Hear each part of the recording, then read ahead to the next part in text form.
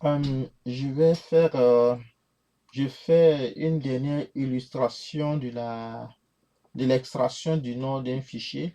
En réalité, je trouve juste le dernier caractère. Ça, c'est les exemples précédents.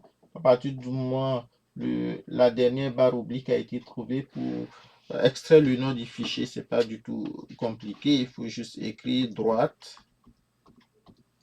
Droite, c'est cela dans les exemples précédents, je n'ai pas fait parce que je l'avais fait auparavant. Je prends droite de ce caractère. Je sais qu'il y a à peu près il y a 60 caractères au total, moins la position. Et ça me donne le nom du fichier avec l'extension. Okay. Là, je vais faire une autre illustration de la fonction reduce. La fonction reduce permet de faire de la récursivité. Okay. La récursivité, c'est quand une fonction s'appelle elle-même. Ok. J'ai déjà défini la fonction. Je vais la réécrire en changeant de nom. Ok. En changeant de nom. Là, ce on va faire, c'est de dire, par exemple, de vérifier est-ce que, on va utiliser la fonction soustraction, là, soustraire un bout de texte. Donc, on va soustraire un bout de texte, ok, à partir de, par exemple, la position 60, et puis comment j'appelle ça, à partir de la position 60, et puis je veux extraire un seul caractère. Ok. Donc, c'est F. Est-ce que ce caractère, la comparaison que je est-ce que ce caractère est égal à 1? Non, pas 1. Est-ce que c'est égal à la barre oblique? Je vérifie. Est-ce que ce caractère est égal à la barre oblique? Okay. Donc, si c'est faux, ok, si c'est faux, je fais l'opération pour, là je parle de 60, 59, 58, 60 c'est le nombre total de caractères. Je crois que c'est compris. Là, c'est le nombre total de caractères dans le nom du fichier. Okay. Donc, je bloque la cellule A11. Okay. Donc, je cherche ainsi de suite. Okay.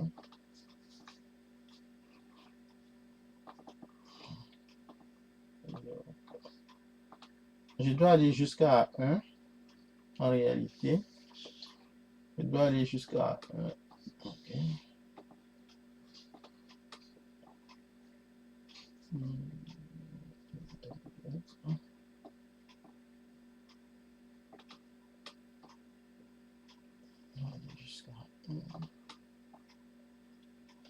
Donc, voilà. Dès que j'ai un vrai, l'itération doit s'arrêter. C'est pas une méthode aussi efficace que celle qui est ici, qui fait que seulement 4 itérations. Parce qu'en réalité, je montre une autre illustration. Là. En réalité, à la quatrième, si je mettais l'illustration de ce qui se passe avec la fonction reduce qui est ici, le P, la valeur initiale, c'est 1, et puis P vaut 3, ensuite Q vaut 9. Q vaut 9 et c'est la valeur de Q qui va dans l'accumulateur. À la deuxième itération, P vaut 9 et Q vaut 24. C'est la valeur de 24 qui sera dans l'accumulateur. À la troisième itération, l'accumulateur vaut 3 et la valeur de Q sera égale à 34 et c'est le 34 qui va dans l'accumulateur. À la quatrième itération, la valeur vaut 34 au début de l'itération et puis à la fin, la valeur c'est 44 et c'est le 44 qui va rester dans l'accumulateur.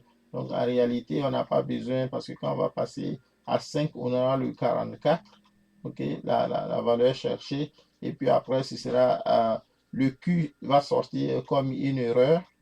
Ok, mais ce sera une erreur. la valeur ne sera pas gardée. Quand il y a une erreur, d'après la fonction qui est ici, si on trouve une erreur, on prend la valeur de P. La valeur de P, normalement, correspond à la valeur de l'accumulateur, la valeur qui a été calculée précédemment. Donc là, ça veut dire que en fait, on va s'arrêter ici. Donc, cette formule-là, on pouvait même l'améliorer en mettant un moins, ou le plus, un moins 1 ici. Donc, moins 1, 2, ça donne le même résultat. Bon, ça, c'est une explication en passant. Donc, j'écris cette fonction, ce qui doit s'appeler elle-même, si je l'appelle, si je fais lambda,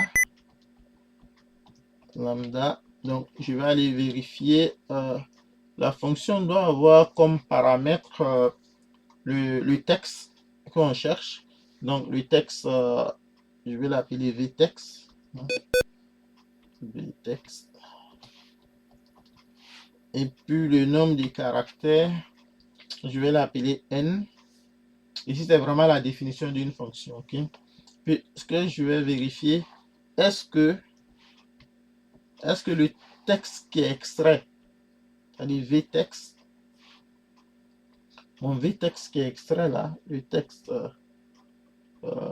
vtext, le texte, en fait, ma variable texte là, est-ce que si je prends la position n, ok, et que j'extrais un caractère, est-ce que ce caractère est égal à la barre oblique? Est-ce que ce caractère est égal à la barre oblique?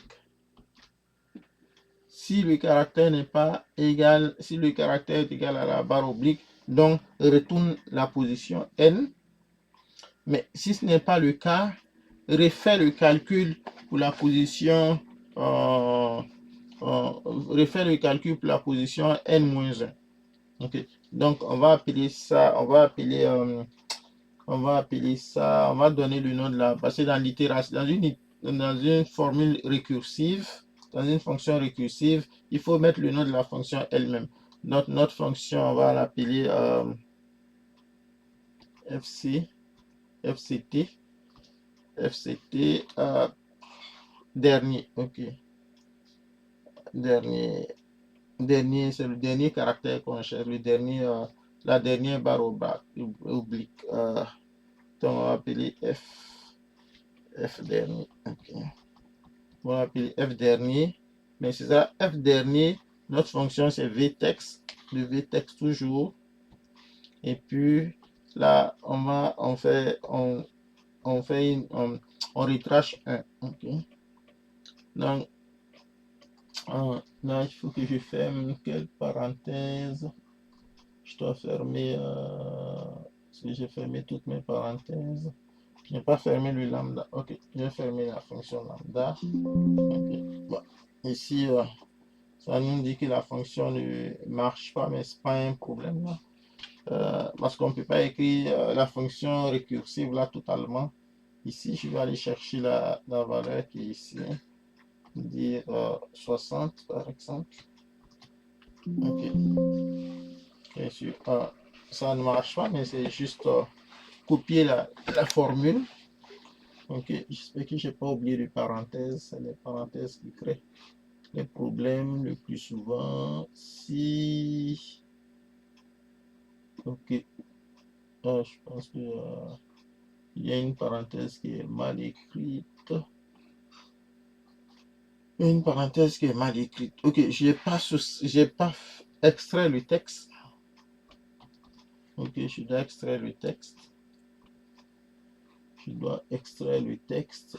Donc là, c'est bon, j'ai extrait le texte. Je vais fermer ma parenthèse. Donc voici la condition. Après, c'est le n. Et ensuite, ça ne marche pas. Je fais ça. Voici la parenthèse la fermeture du si.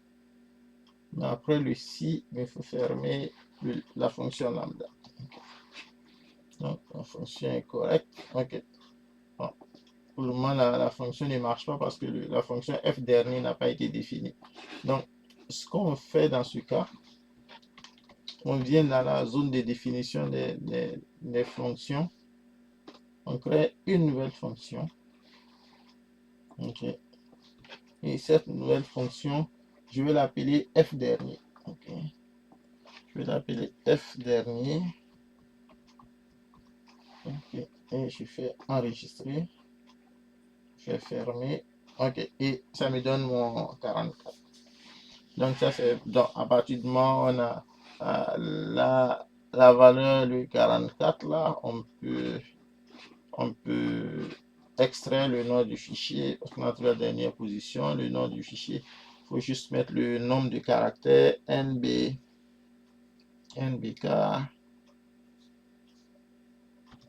de A6. Et le 70 là, on enlève. Ok, on a le nom du fichier. D'accord, voici la dernière illustration. Là, c'est vraiment la dernière illustration. Là. Puis, il y a d'autres idées, d'autres façons de calculer. Je vais faire des vidéos là-dessus. Tout ça, c'est dans l'optique de la maîtrise des nouvelles fonctions de Excel qui ont été, par exemple, choisies colonne, la fonction substitute avec tous ces quatre paramètres, la fonction compter le nombre de lignes, la fonction fractionner, ainsi de suite. Donc, il y a vraiment beaucoup de possibilités. Il faut s'exercer. Okay.